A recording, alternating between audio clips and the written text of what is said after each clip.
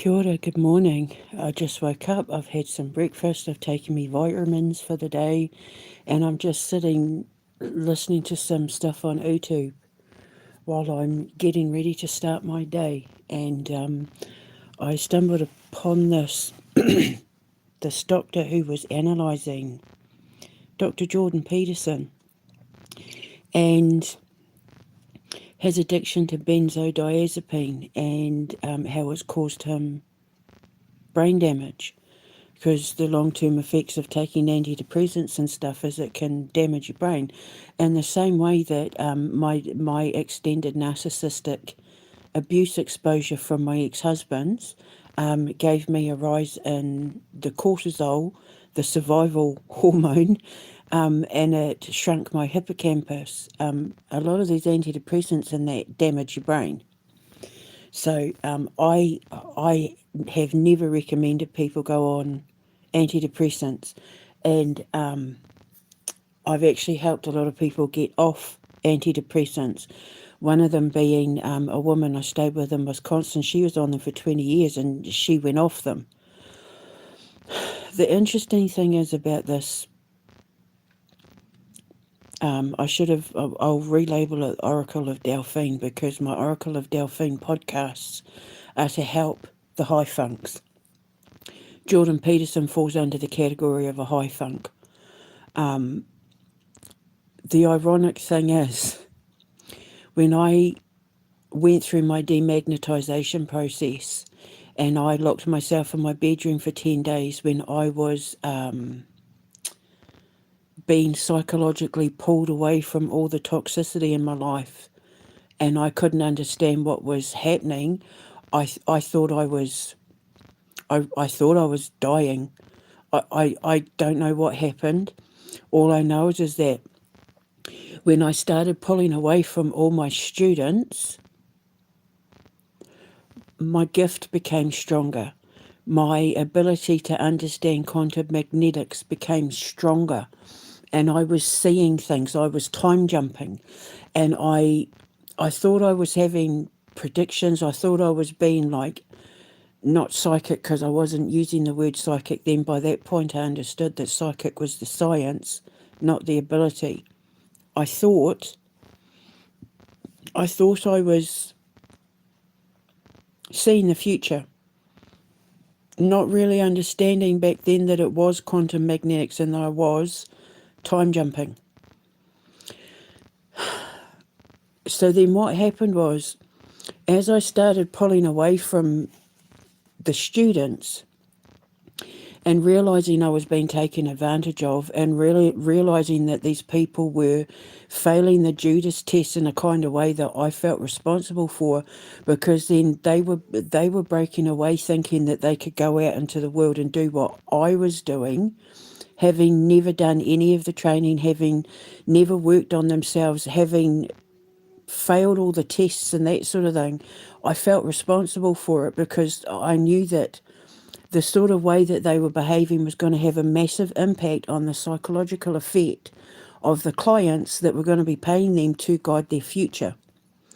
As their teacher, I bore a lot of responsibility for their behaviour, because they were going to be, once they graduated, representing me, my ancestors, my science, and everything that I'd become in order to help heal the broken parts of the world that no real psychiatrist or psychologist or psychoanalyst was capable of doing, which was, the child's mind. Because most children who were being taken to the shrinks were just medicated because the parents didn't understand them and couldn't handle their hyperactivity. When someone's hyperactive, they're bored, they're understimulated. So they look for stimulation. They can't contain all their energy. It has to go somewhere. The parents then can't handle it. Or if the child is going through puberty and going through the I'm learning to stand on my own 2 feet phase, so I don't really need my parents to constantly tell me what to do, and I'm trying to find my independence phase, they're immediately put on the medication. When they're going through their dark phase, when they're, their goth, their emo, their fascination with death phase, and it is perfectly normal. It is human instinct. It is born in our very fibre to be curious about death.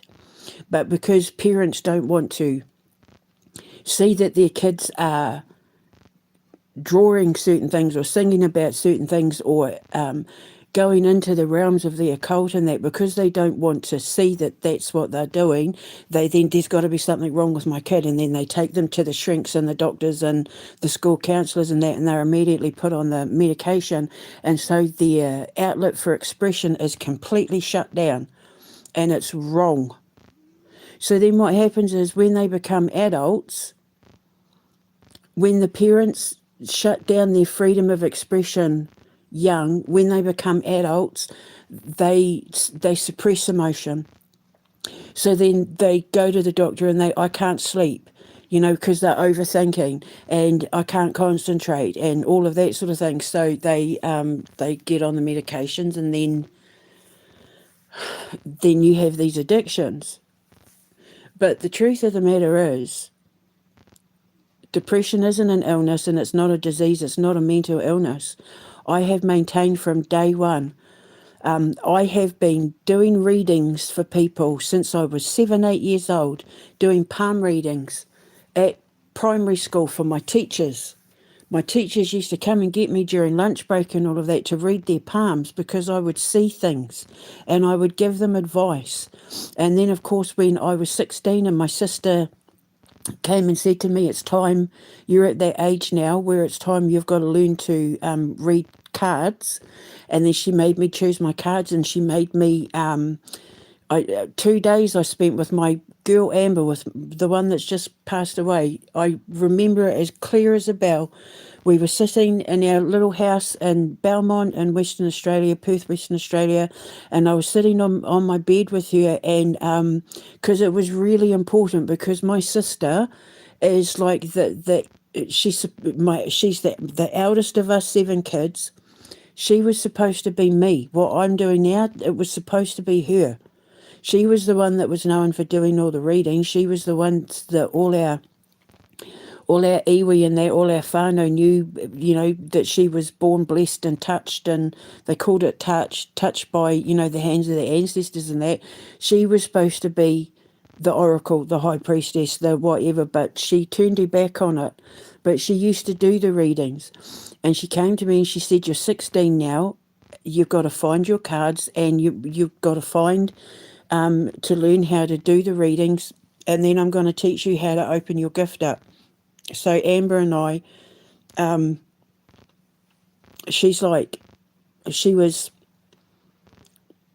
8 years younger than me, sitting on the bed with the cards, and I'm like going through them with her, how I was going to, I was waiting for the cards to tell me how they wanted to be read. And when I figured out how I was going to do my spread, I took it to my sister, and she showed me how to read them. She showed me how to read the cards, and so it just went on from there. So I've been reading people's lives my entire lives, but my readings have never been like a tarot reading or like a normal clairvoyant medium kind of reading. My readings have always been about guiding people in the right direction. Your life can go this way, your life can go that way, helping people make better choices with the things that I was seeing in their life. And it took a long time for people to understand that I didn't read like other people. People were coming to me expecting to, be like all predictions and all of that, but it wasn't like that for me. My readings became all about therapy and helping me. I've even had people say to me, I didn't come here to be told how to fix my life. I came here for you to tell me to predict my future. So it's like, and I couldn't understand it, because it's like, who doesn't want to fix their life? Who wants to walk around miserable and depressed all the time and unhappy? We already live in a world where we're being fed lies and fear and propaganda anyway, so that these world leaders and billionaires and oligarchs and that can be a succubus, incubus of our life, just draining us of all our bloody life force, making us have insecurities about ourselves and all that because they feed on the fear. It's like a drug for them to cause suffering and pain for people. So why would you want to live in that world when I have the answers to make it better, sort of thing? Now, the thing is, when I went through my demagnetization process, and it is a demagnetization process, we are people born of atoms, we are atomic in structure, and we carry varying frequencies within and around our body, separate to the energy that comes off and within our brain, that sends pulses down through our central nervous system that tells us how to react based on what we think and what we feel. And they're two different things. What we think comes from the mind, what we feel is absorbed from the body. And when I started going through my demagnetization process, if you put two magnets together, because we are, animal attraction, we like attracts like, magnetic attraction, you become the company you keep. You have to adjust your frequencies to match that of the company you keep. And I was around low vibrational, angry people who complained all the time, people who gossiped all the time. They were lazy. They wanted to be just like me, but they didn't want to put in any of the work or effort. They sat and they gossiped about their own teacher, and I just sat back and I watched. And when I started slowly cutting them off, like Rocio and Rhea and all that, the troublemakers, I started to realise that there was this energetic process that was exactly like when you put two magnets together and then you pull them apart. Now, when you have two magnets that are stuck together and you start pulling them apart, you feel that push-pull polarity. You actually feel it. You feel the strain between the two magnets. That happens to human beings when they step away from toxic people. You feel that, and it has a physical effect on your body. And I didn't understand that at the time, because I didn't know that what I was going through was so that God could turn me into an ascension scientist. I'm the only scientist in the world who has studies and understands the ascension process. And what was happening is that God and my ancestors, even though back then I still didn't believe in God, but he was hanging around, I have evidence that he was hanging around, it throws you for a psychological loop because you don't know what's happening. And I didn't know that I had been chosen to be the voice for people who had been silenced by their parents, by society, by their schools, by psychiatrists, by school counsellors, by psychologists, by medication, by the mental health system. If basically the whole thing with psychiatry and psychologists and all of that, the whole mental health industry, if they can't understand it or cure it naturally, they've got a medication for it. Just give it a medication and let the chemicals do all the work, and it's killing people. And so my whole purpose is to get people off the need for medication and force them to look at themselves, which brings me to the whole Jordan Peterson thing. When I was coming out of my demagnetization process, like, I couldn't lift my head. All I did was sleep. I couldn't listen to music. I couldn't listen to any sort of outside noise other than that of the voice of my children. I felt like my head was going to explode because, like, it was just like, when I finally started pulling away from the toxicity of my social circle, i.e. my students and that, and stopped doing the readings. I had said to my husband, Martin, I want to stop doing the readings. I want to focus on writing. I don't want to do the classes anymore. And as soon as I stopped making money, that's when he left me for the groomer and the pedophile, two separate women. He started advertising for other girlfriends online. Right after we got married, I found him advertising on his friend's Instagram for women pen pals. He was looking for other women because I wanted to choose myself, because I wanted to get myself prepared for when we went to America so that I could open the Art of Creation Foundation school in the inner city.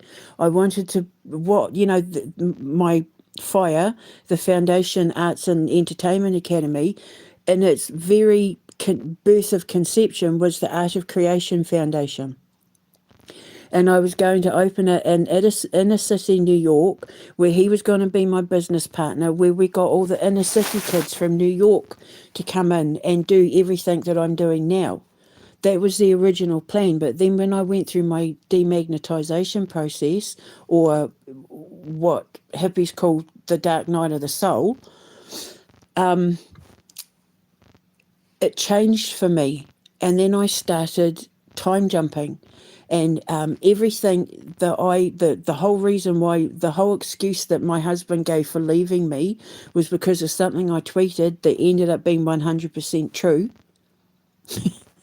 I admitted that I tweeted it. I don't know why I tweeted it. I felt so bad, the guilt got to me, and then it turns out everything that I tweeted came true. And I think the reason why he got upset and the whole palaver that came about it was because he knew I'd called him out. And so, in true narcissistic, abusive style, he flipped it and Darvoed. He flipped it all on me. I wasn't making him any money anymore. I wasn't feeding him. I wasn't, I was going without shoes on my feet so that he could have like 10 pairs of shoes locked up in prison, not realising he was writing to other women until I caught him on Facebook and that, including students. And that was all part of the Judas test. I got him into these things to sit back and watch to see how he was going to react. And he took it hook, line and sinker. And then tried to steal my whole industry out from under me, and now it's backfired. But my boys were brilliant. They were so understanding throughout the whole process. They gave me the week and a bit that I needed to figure it all out. And when I finally figured it out and I was able to turn the laptop on, the first video on my YouTube that dropped in my lap was Jordan Peterson's lecture on the split of two psyches. And I listened to it and I realised what I'd just been through. I hadn't had a mental breakdown. My psychological mind was demagnetizing from the toxic part of my subconscious that was no longer healthy for me. And the toxic part of my subconscious was realizing that all the people I was moving away from were causing me more harm than good. And so my higher self was stepping in to say that you need to go through this and you need to let yourself heal and let your body go through the process of ripping the Band-Aid off, that magnetic attraction Band-Aid. You need to rip it off. Otherwise, these people are going to cause your downfall. And God has other plans. And he needs you to do the work. So that video of Dr. Jordan Peterson dropping in my lap was a godsend. And now I want to give it back to him. I want to give that energy back, because he's the one that made me realise I'm not crazy. I'm not going crazy. I didn't have like a manic episode or anything. Well, it wasn't manic because I wasn't up and down. I literally couldn't get my head off the pillow. When I silenced my world, I didn't realise how much noise was in my head, and it was that noise in my head of my students and like watching them just act so horrible to each other, to former students, like Ria, for example, coming in one day and act like I had to sit there and listen to her be so racist and so horrible about that they were from Burma, I believe, because she's from the Philippines, and I think they were Burmese. I've talked about it before. And they used to, in their lunch break, go into the toilets and pray because they were Christians, like devout Christians, and she hated them for it. And she used to constantly run to the manager and complain about how she didn't want to have to go in and hear people praying when she went to the toilet. Now, I didn't believe in God at the time either, although he, like I said, he was around. But it was horrendous. The way she was talking about them, it was like she was spitting venom about these people who they all they were doing was in their lunch breaks praying to God. And the way she spoke about them was horrendous. And I thought, what if these were people that came to her for a reading? How would she treat them? Because then if she takes their money and does a reading, takes their money and does a reading, she's being fake. She's a fraud. And that's not going to be good on my reputation. If people find out, well, she trained with me and I'm training frauds, So I expected and demanded that these people represent our industry with the highest of honour and integrity, and that's not what I was witnessing. And it was disgraceful and it was embarrassing and I was ashamed. So when I went through the demagnetization process and that video of Dr. Jordan Peterson's fell on my lap, it changed my world. And so now I want to give back. And watching that video about him and his addiction and the brain damage and how he says he suffered from depression most of his life and that, there were childhood things that he hadn't dealt with, this is what I'm giving back to him. After I watched that video, another one dropped in my feed and it was to do with Carl Jung. I didn't know who he was. And then it turns out he changed everything for me because he was the psychoanalyst or the psychologist or whatever that he was called the godfather of the occult, and he was the shrink or the doctor he was the psychoanalyst, was he?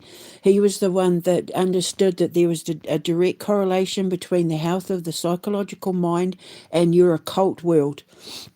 He just didn't understand the occult world the way I do. I was born into the occult world. The occult world, was in my life while I was in my mother's stomach, in her womb. So, I was able to merge the two, psychology and the occult world, and I became an ascension scientist.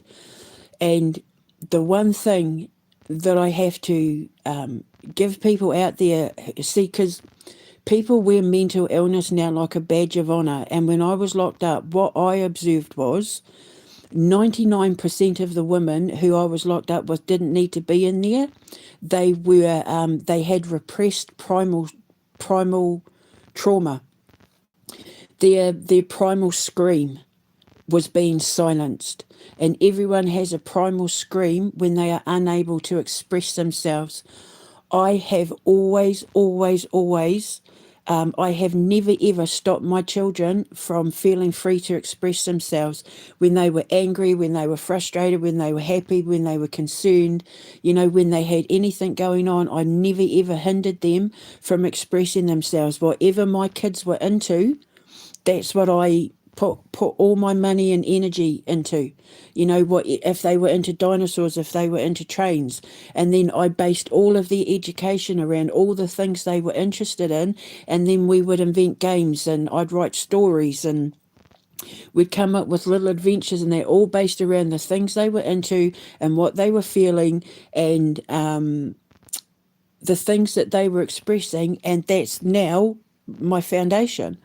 Everything that I did for my children to encourage them to feel free to express themselves, whether they swore, whether they said things that were a bit like, oh, sort of thing, like I never ever stopped them from expressing themselves. Even when they came at me here last June, I just sat there and I took it. Because I knew that they were angry and they were scared, and they took it out on me because I'm supposed to be their saviour. I was supposed to be the one to get us out of that abusive house. But I was taking too long. But I was taking so long because I was all the people that I should have been able to go to from the beginning to say, I'm being abused, can you help me? They all turned on me and I had no one to go to for help. You know, the police, the law, the doctors, and that they should have seen the signs and symptoms of everything that I had to endure there and then, and they could have saved us, and then none of this would have happened. But what I tried to explain to them was the reason why it's taken so long is that my journey, my fight, didn't just become about me. It ended up not being just about me. In order, in order for me to save us, I then had to defend Vladimir Putin and the king because I was uncovering things during my investigation that was going to help bring us justice to free us. I started uncovering corruption and deception in ways that ended up unfolding like they have right now with the conspiracy to destroy the monarchy and that. And I said to them, I couldn't walk away from that. I couldn't know the things that I was figuring out, the things that I was understanding, like Keir Starmer being a child groomer and sex trafficker and doing bad things to kids and that. I couldn't walk away and turn my back knowing I had that knowledge and not trying. I said to the boys just as they were getting ready to leave, I have to at least try and help the children. Can you just let me at least try and help the children? I can't, my conscience wouldn't let me walk away knowing that I knew stuff that was going to save children and the monarchy and that. It didn't make sense to them, what I was saying, what I was doing, but it's because divine timing hadn't happened in the order that it needed to, that none of the stuff I was putting out at the time made sense until I started catching Keir Starmer and Donald Trump out and the EU and all of that. And then I was able to pull all the threads together to sew into a tapestry that led me to what I've just exposed about the Labour government, the Trump administration, the EU, NATO, all of it. And now it all makes sense. But I'm a time jumper, and it, I understand how that's work. I live in the future like it's the present, and like it's nothing to me. But to the outside world looking in, it looks completely confusing. But that's nothing they have to worry about. That's none of their business. They don't need to be getting all up in my time jumps and trying to figure it out. God figures it out. When existence meets reality, then it makes perfect sense. So Jordan Peterson said that I find it interesting that someone who works in the mental health industry suffers from depression. Like, how does that work? Because I spent the 3.5 years, well, technically since 2017, figuring myself out. And then when I figured myself out, I healed myself from all my traumas and all my toxic traits and had to deal with the guilt of things that I, was ashamed of and that sort of thing. And then I had to forgive myself, but now I have the answers to hand everyone. And I'm telling you now, depression is not a mental illness. It can be cured because depression comes from unhealed trauma that you're refusing to look at. And in this interview, I'll put it in the description box, he says about, he was suffering from depression and he was dealing with, childhood things. And this is where it all stems from. Depression comes from the fact that people are keeping their mouths shut about things they experienced when they were growing up that they weren't able to talk about while they were going through it, which is the one thing I never ever stop my kids from doing. Whatever they're going through, whatever they're feeling, I let them just get it all out, because then they have nothing repressed later on. The only thing that makes me sad, which they don't realise they're doing, they've become exceptionally masculine. Sword fighting, militaria, all that sort of thing, all the stuff that is like, bolstering their masculine side. You know, they're going to the gym and pumping up, and you're looking like Adonises, and you know, doing martial arts and stunts, and learning swords and guns and that sort of thing. And from a psychological perspective, that's because they felt growing up like they couldn't protect their mum, they couldn't protect our little trio. So now that they're older, they're going into hobbies and things like that, doing things where they are exhibiting an overexertion of protection and masculinity. Because of my ex, because it was just the three of us against the world. Like there was one time I was actually on the phone to my husband Martin, and Chris was kicking off and smashing stuff upstairs, and we were literally scared for our lives, and we didn't know what to do. And it was Martin that told us to go downstairs and lock ourselves in the living room and stay down there until he'd calm down. And he just spent like the whole night just like smashing up the whole of the upstairs. And we were literally hovering on the couch with my husband on the phone, and like my boys were hugging into me, and I was so scared I didn't know what to do. And then from that point on, we used to sleep down in the lounge, me and my boys. My youngest would sleep with me on the couch because our couch had like two lazy boys in it, and my other boy would sleep on the armchair, or like it would be me and my youngest would sleep downstairs, and that's how we'd sleep, because we didn't want to be upstairs near him, because when he flew into a rage, like he'd do stuff like if we got we always had this thing of getting into fights on the way back from his friend Andy's house. I swear they're lovers. I used to say to them, I used to say to the boys, do you think they're having an affair? They nicked my books. But anyway, he'd do stuff like put his foot down on the accelerator and threaten to drive the car off the road, to crash the car with his kids in the car. And one time I had enough, and I said to him, do it. And I picked up my phone and I said, I'll call the cops and get you arrested. And my son Thomas was in the back saying, yeah, Mum, you go, you get him, sort of thing. And so my boys grew up feeling like they couldn't protect me. So when they got older and were able to go to the gym and like learn sword fighting and learn about guns and military and that, they didn't realise that it was a psychological defence mechanism. I couldn't protect my mum when I was a kid, but I can protect her now. My boy, when he was about 7 or 8, it was actually Thomas that taught me about psychology. he like, oh my God, he just was so, when it comes to psychology and philosophy and all of that, Thomas is just unbelievable ever since he was little. And he was the one, because I've never hid anything from them. I tell them everything. I keep no secrets from them, because I want to be a leader. And I always said that the reason why, because they, even when I was locked up, you know, you talk to your kids about everything. Why do you tell your kids everything that's going on? I said, because I want to show them how I get out of situations, so that if they're ever in those situations when they're adults, they can say, well, that's how Mum did it, so now I know how to do it. I said, I'm handing my children the answers to life.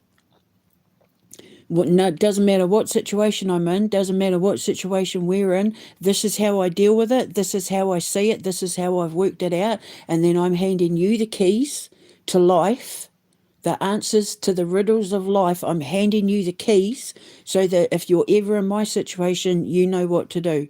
But I said to them, if you're ever put through what I was put through, I said, I will be the one phone call you can ever make in your life where I will be there to help you through it. I said, it doesn't, you know, they knew it doesn't matter what they go through in life, whether they've been locked up, whether they've been accused of anything, whether they become homeless, whether they lose all their money or anything like that. One phone call to me and I'm their sanctuary. I will always have their back, even if we haven't talked. If they rung me right now, I'm their sanctuary. I will never ever turn you away, because I don't ever want my kids to feel like they've been abandoned the way that I was by my family, and my husbands and friends and all of that.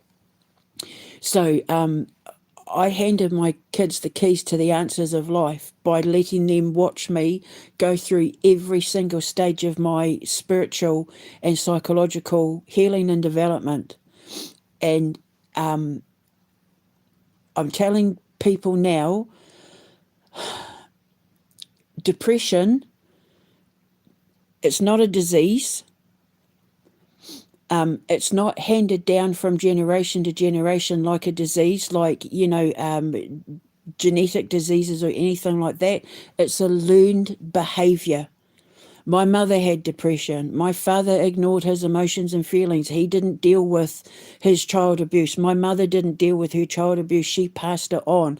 I healed that in me so that my sons would never have to go through the traumas that I went through. My mother used to drag me across the floor by my hair right up until the age of like 14, 15, smack me across the face, hit me about the head, the jug cord, the jandal, the coat hanger, the wooden spoon, the spatula, whatever she got her hands on, that's what I got hit with. My kids never went through that. They got a smack across the bum until they got to like 3 or 4, when I realised like there was no point. It wasn't doing anything, and I didn't want to be like my mum, so I cut that off. Then I had to learn with the yelling and the screaming from the frustration of being trapped in an abusive house and an abusive marriage, and then I stopped that as well. And then as soon as I stopped that, people said I was being fake. She's just pretending to be nice. She's pretending to be kind. She's pretending to have grace. She's pretending to be ladylike, not knowing that I'd been taking etiquette classes online and retraining my behaviour and forcing myself to look at the things I didn't want to have to look at, because I didn't want my children having to suffer through all the things that I went through. And as their mum, I knew that they were looking to me to be the answers to life. So that's why I put everything out there, because I'm handing my children the keys to life so they never have to deal with any of the crap that I had to deal with when they're adults. And I certainly wouldn't want them going on antidepressants or anything like that, because they kill you. The medications that these doctors and that give you, it isn't to help you, it's to silence you. When they can't figure out what's wrong with you or how to heal you, they give you medication. If they don't want to deal with it, give it medication. They don't want to sit there week after week during therapy sessions having to unpick apart your mind so that they can pull out all the glitches in your psychological code in order to weave a cleaner, purer thread to make a finer tapestry. But that's what I do. My radio shows and my podcasts and all of that sort of thing is all to help the high-functioning creative mind, which has a tendency to overthink and push things down to not deal with it, in order to be able to create. That's me. That's where I come in. And so my school is to help kids deal with the stuff they need to deal with using artistic expression and imagination in order to pick apart their unhealthy environments in order to weave a cleaner, purer tapestry from the threads of what's been left behind. Because I understand it better than anyone, and that's why God made me go through it. And then me being locked up was kind of like the cherry on top, because then I got to observe it from the inside, and the doctors hated it. They hated me for it, because I was getting girls off medication, because I was getting girls sitting there figuring themselves out. They were no longer needing sleeping tablets, and they were being released and all of that. A couple of days with me doing palm readings and talking to them, and I'd be asking all the self-harmers questions because I wanted to understand it, because I knew that it would be helpful for me in the future. And then as a result, the doctors hated me. They said I had a God complex. There was a girl in there who was in and out, anorexia, drug addiction, blah, blah, blah. And she was punishing herself for losing her children. She was so heartbroken that her addictions and her behaviour had lost her custody of her children. She was basically willing herself to die. So I basically went in, gave her a hug, told her God loved her, and then she stuck to me, and I let her talk, I let her get it out, I explained everything to her. She started putting on weight within a week. I would say to her, come and have dinner with me, we'll go on a dinner date. And so she'd meet me for dinner. When she turned up that afternoon for dinner, I was so proud. She came and sat with me, she started eating, and then she was like, she wanted more and more and more and more food because she was getting happy. And then what happened? She got 2 kids back in her life, and then she got released. And they said I had a God complex because they hated the fact that I didn't need to hand her medication. I gave her love, I gave her patience, I gave her understanding, and I sat and I listened, and I gave her answers that made sense. And then she ended up starting going to church, and she ended up with her own Bible and reading the Bible, and then she found God. And she was happy. She was genuinely happy. And they hated me for it, because I was the answer to all these women's prayers. There were some women in there that really, honestly, just needed a kick up the arse. I mean, not physically, I'm just saying they just needed to be told, for the love of Mary, grow up. There was a woman in there, she had a sugar addiction. Every time she used to fly into these rages, and if you don't know, sugar actually causes depression. When you eat sugar, it gives your brain the same response as depression. It causes depression. And she had a sugar addiction, and every time she had an outrage, she'd make herself feel better by getting desserts and cakes and all her groceries that used to turn up. It was all sugar. And then she'd go into these funks. And then one day, the hospital, one of the nurses let me get a takeaway in my room, because I was really sick, because, like my heart was starting to give out because I was being starved. And my blonde angel, BJ, sent me a kebab, and it arrived late. And the nurse, she brought it in. She said, we're not supposed to do this, but she said, I really think that you should stay here and eat it because I know you're not feeling great. So I'm going to let you eat your takeaway in your room. And this sugar-addicted woman had a massive meltdown about why I was allowed to have food delivered late and blah, blah, blah. And the nurses were trying to say, she's gone 5 days without food. She hasn't eaten in 5 days. She's being starved. We're doing everything we can to try and sort this out with the kitchens. But this is basically, they were trying to say it's like a medical emergency. And she just couldn't get it. And then she packed this massive wobbler, stayed in her room for 3 days until everyone was stroking her ego, when really she just needed a kick up the arse, like a verbal kick up the arse. For God's sakes, you're a grown woman. You've got children. You're acting like this. You're sitting there talking openly about how she has this discussion with her teenage daughter about how they both self-harm. And so that's the behaviour she was passing on to her children. That's not a disease. That's learned behaviour.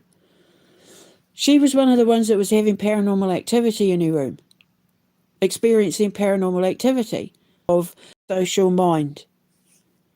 That's what the paranormal is. And, and it was like some of these people in there just needed to grow up. They grown women in their 50s, packing tantrums and laying on the floor in front of everyone, pants hanging down around her butt cheeks, like walking into the cafeteria lounge bit, her butt was hanging out, her butt cheeks, because she'd thrown herself down on the ground and was packing a wobbler like a 3-year-old.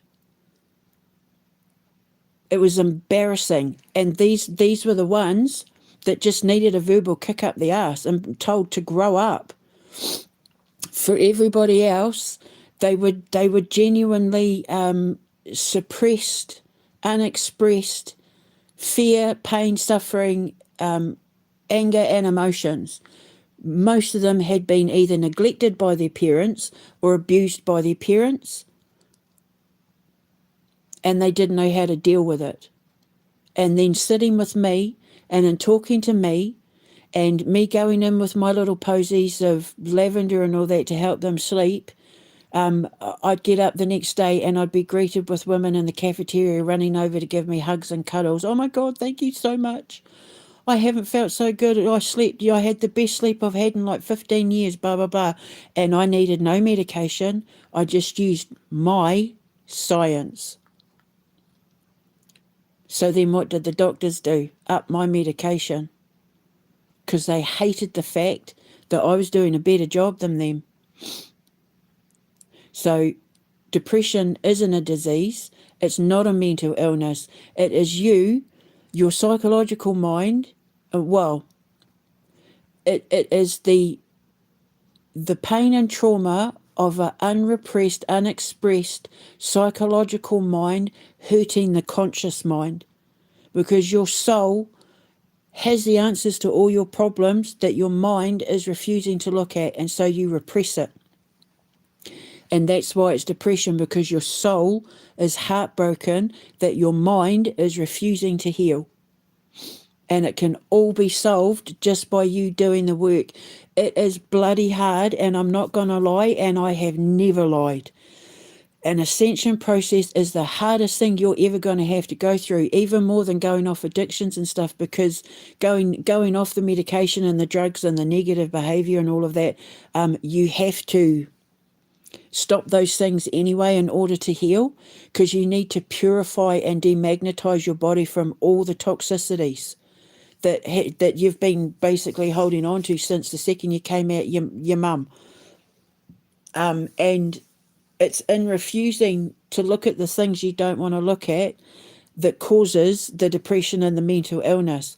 And if you just sat and admitted you got things wrong, admitted you weren't perfect, because half the problem is you don't want to have to admit that you were wrong, or that you did make mistakes, or that you did that you are being held responsible for things that you did on a karmic level, and that people don't want to admit they're not perfect, or that they made mistakes as parents or as husbands, wives, employees, whatever, and you have to.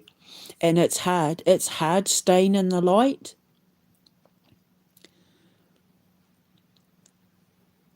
When you're carrying baggage. A hot air balloon can't chase the horizons while it's still being weighed down by sandbags, and you have to cut those sandbags off. And some of those sandbags are going to be things like you have addictions, you have anger issues, you have repressed sexual trauma, you made mistakes as a wife, you made mistakes as an employee, you made mistakes as a father, you made mistakes as a kid, as a sibling, as a whatever. That's a lot of it. But then you also have to be honest with yourself and say, I cared too much about what people thought. I was around people because I didn't want to be alone. I kept jumping from relationship to relationship because I relied on codependency to validate who I was as a person, and that. And honestly, the best thing you can do while you're going through that, if you're not in a relationship where you're with someone who is a master maker, who helps build you up every day and is there to alleviate your fears and help you find the answers to the questions you seek, stay single. That's what I'm doing. I've had to stay single because all the men that came near me were too unhealed in a way that they either used me to be their crutch in a way where I was the only one doing the work for them, making them feel good in the moment. But then the second I go off to do my thing, they're suddenly feeling like I've abandoned them. I got accused of cheating and all of that sort of thing, when all I'm really trying to do is build my bloody skull. I have never come up against so much resistance from the outside world as what I have since I've just been trying to build my skull. It's like the world does not want children to heal. The mental industry, the government, the law, all of them do not want me healing children, because then they've got nobody to take their victimhood out on. Doctors have a superiority complex. They think they're God. Like that joke, what's the difference between God and a doctor? God doesn't think he's a doctor, but all doctors think they're gods, and they're not. What happened to me is 100% proof that the psychiatry industry know nothing about high functioning creative empathic genius. They know nothing about ascensions and the process that they go, absolutely nothing.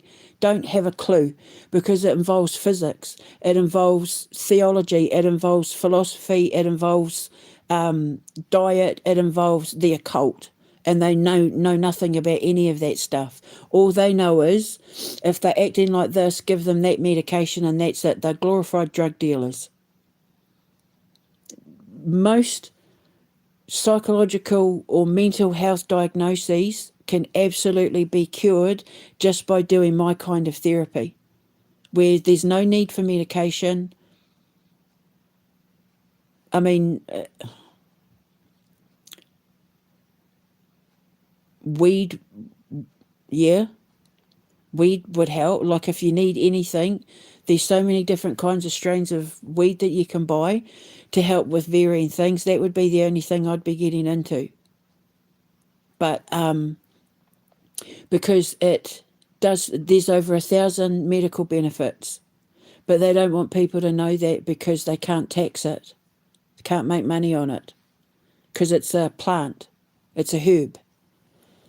I don't know if people know that, but marijuana is a herb. So,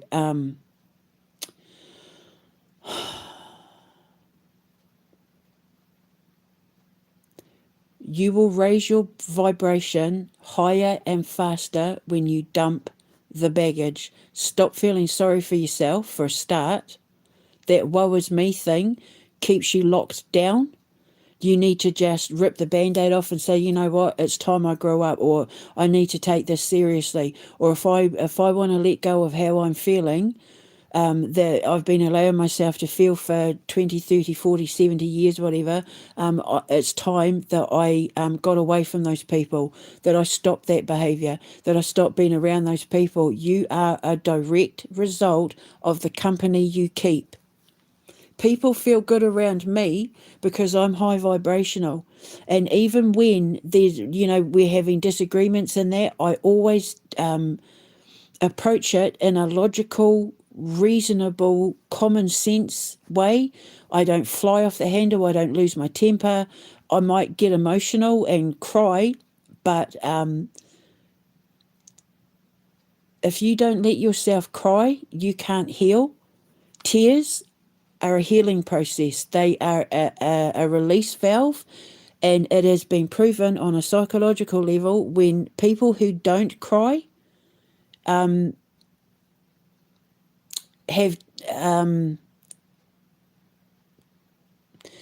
people who don't cry have a deeper psychological damage than those who do.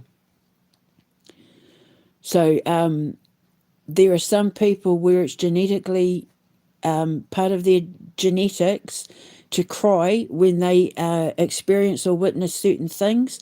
It's like blinking. It's as natural to them as blinking. They can't help it. It's involuntary because it's a form of deep feeling empathy. You know, when you see someone, say you see a skateboarder jumping and flip on a rail, and then they land and smack their face, and you go, oh, like that, and you feel it in your gut. That is a form of empathy. When you feel that, when you see someone else suffering and crying and then you cry, that is a form of empathy. And, like sneezing, yawning. Yawning, when you yawn and then other people yawn, that is also a sign of empathy. When you yawn, look to see who's yawning in the room with you. And if other people yawn with you, it means that they're empathically aligned with you. It is said psychopaths don't yawn when other people yawn. So now when I yawn, I always look to see who's yawning in the room. But it's a form of empathy. So like when you see someone or like an animal, I always cry when I, like with animals, God. My mum used to say she wears her heart on her sleeve, but The problem with her is she lets everybody take a bite. So, not now. God, people take a bite of me, they'll know all about it. So, my cut-off game now for bullshit is brutal. You bring any bullshit to me, you try and take a bite of my heart, my cut-off game is brutal. When a Scorpio turns their back, you feel it, trust me. So, yeah, when you yawn, look to see who yawns after you do, including animals and that. It's a sign that they're empathically aligned with you. And then obviously when you see other people crying, or you cry, that's also a sign of having deep empathic traits. It's genetic. You can't stop it. You can't stop it any more than you can stop going to the toilet or blinking. It's an involuntary genetic trait. So, yeah, so when you cry, when you're expressing emotion, it's a deep empathic genetic trait. And unfortunately, a lot of people think that it's a sign of weakness, but it's not. The stronger emotional people cry. The weaker emotional people don't. So, these are all things that you need to learn. But this is why I'm going to have my radio show and my talk back. I want to have my paranormal talkback radio, my occult hour sort of thing where people can come in with their ghost stories and, just like my radio show in Chicago. But then I want to have my empath hour as well, where I sit and discuss and we take in calls where people can come and call me and say, I'm going through this and I had this and experienced this, and then I can show them what to do with it.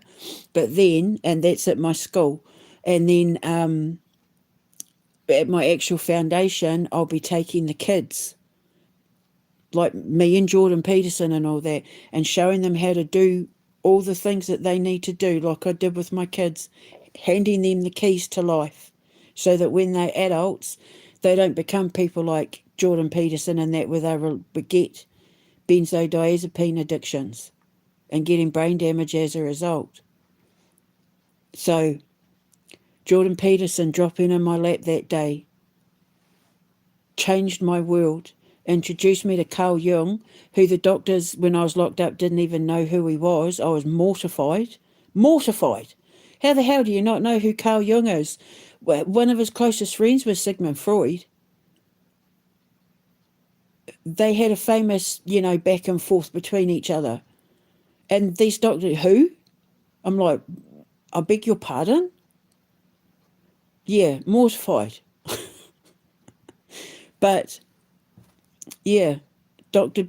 Peterson gave to me that day, and now I'm giving back to him.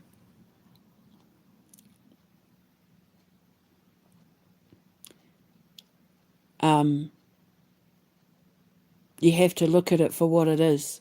You have to be honest with yourself. You have to be the one to fix it, because nobody else is going to fix it for you. But I'm handing you the tools to fix yourself. You don't have to sit and figure it out anymore. I figured it out, and these are the answers.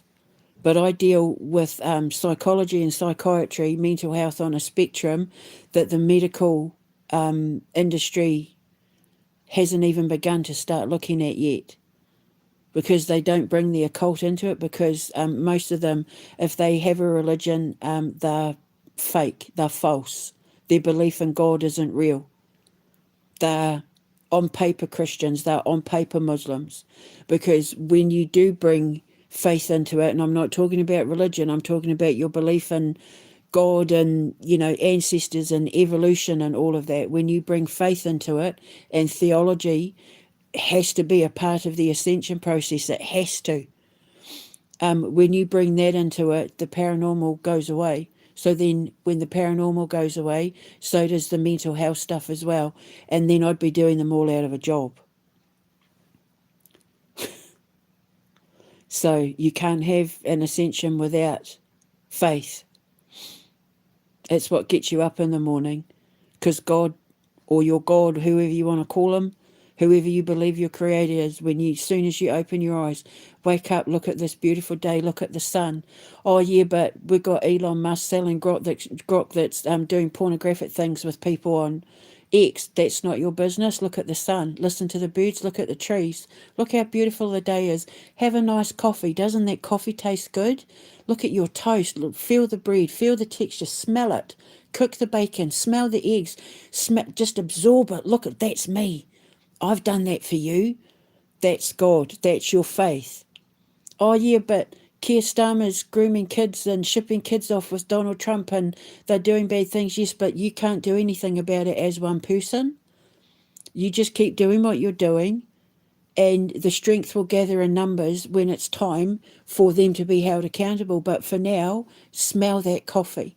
Listen to Tchaikovsky. Put your feet on the grass. Feel the grass under your toes. Have a nice hot bath. Soak in the bubbles. Absorb the water. Smell the smell. That's how you deal with it. I know I can't solve the child trafficking pedophilia thing on my own. I'm chipping away at it a bit at a time until I can wake people like King Charles up and the country so that we're getting rid of the Labour government and dissolving parliament. I can only do my bit. I can only do so much. But I'm not letting it get to me because I'm one person, realistically speaking, from a logical perspective, until everybody else wakes up. I'm in this alone. But while I'm in this alone, I'm going to enjoy my life. I'm going to enjoy the coffee. I'm going to enjoy the smells. I'm going to listen to the birds. I'm going to pet the stray animals that I feed. I'm going to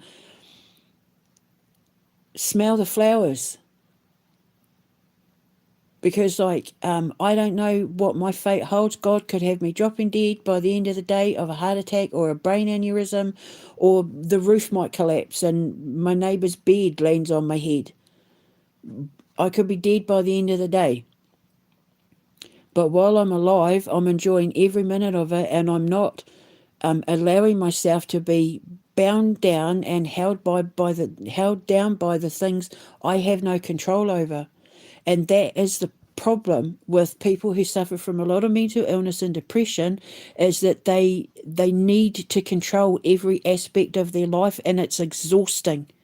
You have to let go of the things you can't control and only focus on the things you can control. And you have to be honest about the things you can't control, the things that are out of your hands. You deal with the things that are in your hands, like paying your bills, feeding yourself, getting yourself washed, getting shopping in, attending to the things that are important. Put the important things in your life first. And then everything else that is outside of your control has to be dealt with by the world and God. I know I'm one person. I know I'm in this on my own with the pedophilia thing and trying to get justice for myself so that I can get out of here and build my school. But I discovered things that I couldn't keep my mouth shut about that was going to have a detrimental effect on people who hold power in this world. And my conscience could not let me stay silent about it. And if King Charles wakes up, then we get to save the world. And if they stop the war with Russia and that, then we get to save the world and we get to save children. And then our children will actually have a future to look forward to. But if they don't, that's out of my hands. I've done all I can do. So in the meantime, I'm focusing on the things I can control, like these videos, and putting it out there and saying you don't need the medication, go off them. It feeds into the fear, it feeds into the mental illness. And stop wearing mental illness like a badge of honour. Oh no, I can't do that, I've got depression. Oh no, I've got ADHD. It's not an excuse. ADHD, hyperactivity, was it?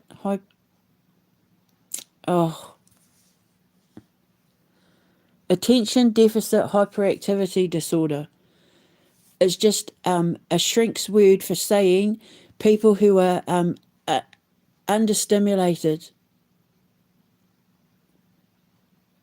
So give them something to do.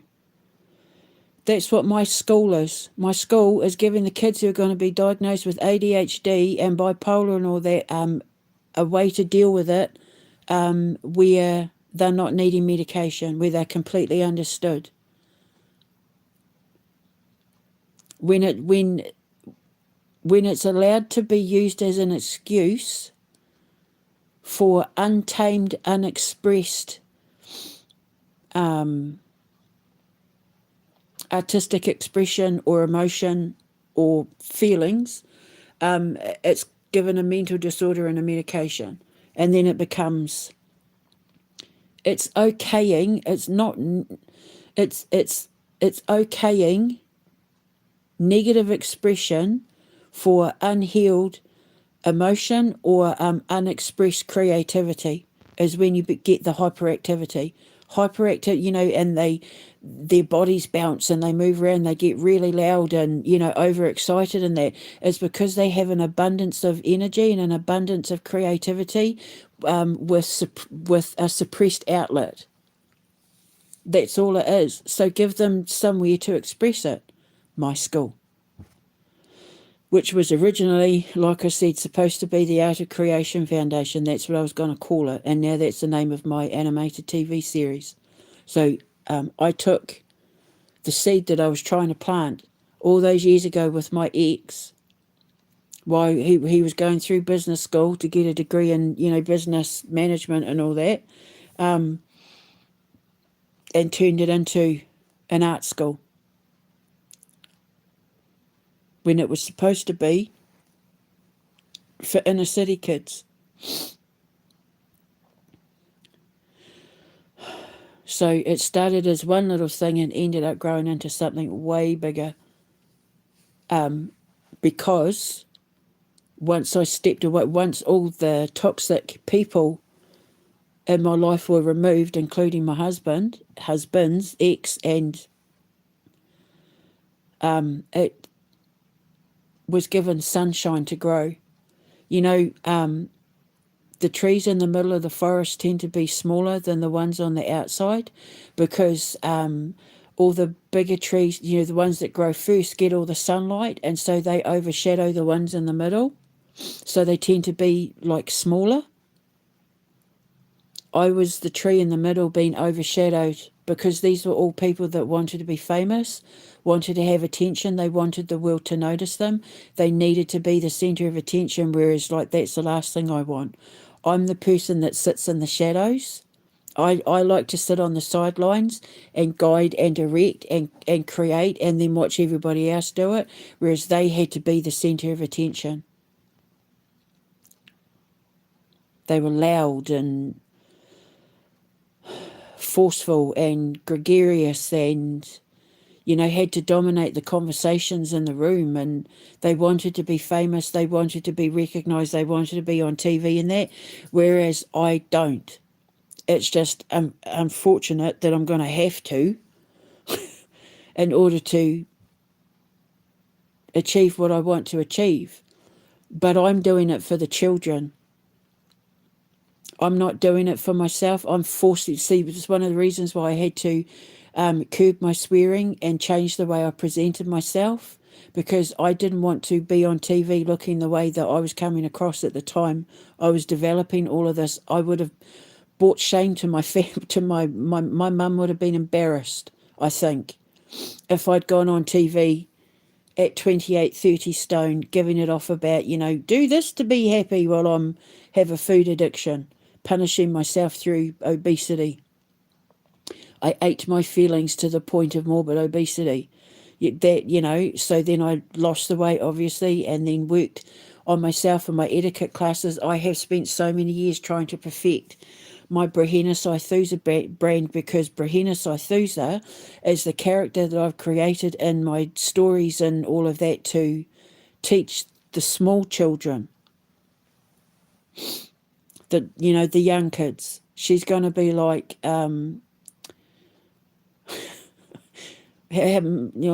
like Cinderella and Snow White and that, from the Disney perspective, but Brahena Saithusa is going to be their version. She comes down from the North Star and helps them with their problems, like wishes make your dreams come true. The little boy grieving the loss of his mother and he's angry because he can't see her anymore. So she comes down and shows him what to do, that sort of thing. So I've had to perfect my Brahena Saithusa brand, and she is a very classy dame. She's very graceful, and she's only a dragon when she's meting out justice, and she metes out justice when it comes to anyone hurting animals, children, and nature, because that's what she's the guardian of. But to the kids, she's the white dragon who comes down as the Grand Emperor's fairy godmother, Brahena Saithusa, and she waves her wand, and makes their wishes come true.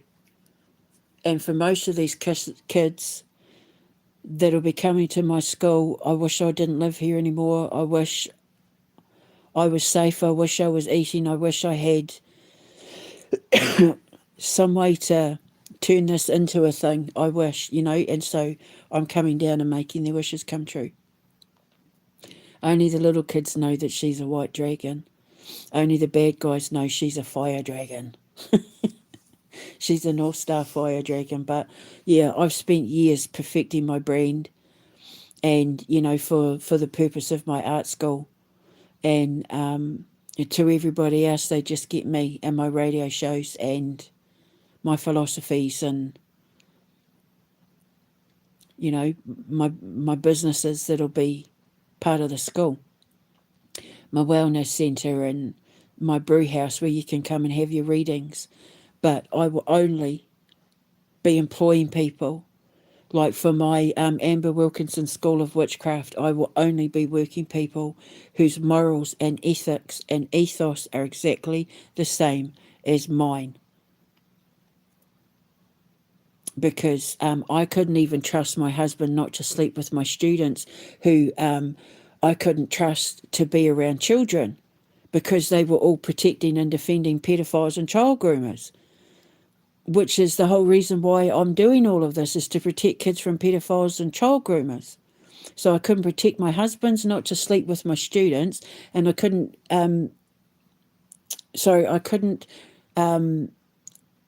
couldn't rely on my husband's not to sleep with my students, and I couldn't trust my students not to protect the children. And then if you got people like Donald Trump and all that stealing my work, and lovers of friends and that stealing my work, and people in my life stealing my work, they weren't going to hesitate in stealing the creative endeavours of the kids that would be coming in and producing albums and writing stories and creating art. Over my dead body will I let anyone around me steal the creative works and intellectual properties of the kids if they were already stealing mine. And I haven't forgotten what they stole. That the dear Satan clause, I haven't forgotten what they stole. I'm just biding my time. But when I take it to court, man, I'm taking Paramount Plus to court, Donald Trump, the friend's ex or the friend's lover, anybody that streamed it, which is on Disney. Disney do a Paramount Plus thing. If Disney streamed my movie, I can sue them as well. So I haven't forgotten. I haven't forgotten what was stolen, and I know exactly what was stolen. People like Rocio, like, one of the reasons why they hacked my social media was so that they could pretend to be me. But it's all coming back on them now. They're all going to pay for it, and then I'll get to build my school. So just biding my time. But yeah, everything, like I said in the contracts, everything I say or do is a test. And they all failed miserably, and none of them could be trusted around children, because I couldn't even trust them around mine. I couldn't trust my husband to keep it in his pants. He would have been trying to sleep with all the kids in that as well, all the teenagers. And he latched on to all the old women. The women that he was dating, they were all old women, because, making money. It was all about the money, so that he was getting his fat face fed when he was locked up in prison. Just embarrassing, gross, horrible behaviour. So I'm not I'm not unhappy that any of it happened. It was a long, hard road to my ascension. It's been a long, hard road, but the view from the top is starting to look magnificent, and it's peaceful. I have peace. I'm probably the only person in the world that has actual peace, because I learned how to deal with all the dramas of the outside world in a way that was healthy and productive and constructive, not unhealthy and unproductive and destructive, which is their world. When you've got to steal other people's ideas and other people's identities, you're not living in a healthy mind. And that's not a world I want to be a part of, thank you very much. I don't feed fear, I feed healing. I don't feed hate, I feed love. And so now I'm passing that all on to you with my radio shows and everything like that, and I've handed my boys the keys to life. If anything else, the one thing that nobody can say about me is that I haven't taught my boys how to survive any and all situations that life's going to throw at you. So, yeah. So Dr. Jordan Peterson helped me, so now I'm paying it back in kind. So there you go. So I'm going to go and have a coffee and savour the tastes and smell the smells of my toast and the butter and all of it, the peanut butter. And now that I can eat peanut butter again, I was devastated because with my refeeding syndrome from being starved, I had a nut allergy and I hated it because I love peanut butter. I eat peanuts and nuts constantly. I have done since I was a teenager because they're good for your menstrual cycle. Eating nuts and that, really good for your menstrual cycle. Almonds, walnuts, peanuts, if you eat them before you're due for your period, absolutely fantastic for your menstrual cycle. So it gives you a good healthy clean bleed. So I'm just accustomed to eating nuts and that, and yeah, with my refeeding syndrome, I couldn't eat nuts. I had an allergy to all the nuts, almonds, walnut. It was devastating. Hated it. I just lived on brown for 3 months, but now it's getting better. I'm like 1% still dealing with the citric acid intolerance, but yeah, another couple of weeks I reckon I'll be fine. It's taken me 3.5 years to get used to eating food again. So, but I've gone through it so that you don't have to try and figure it all out, and that's why God chose me to be the one. And I'm not sorry for it, so there you go. So I'm going to go and have my coffee now. Have a beautiful day, and I will speak to you later. Ka kite anō. Mwah.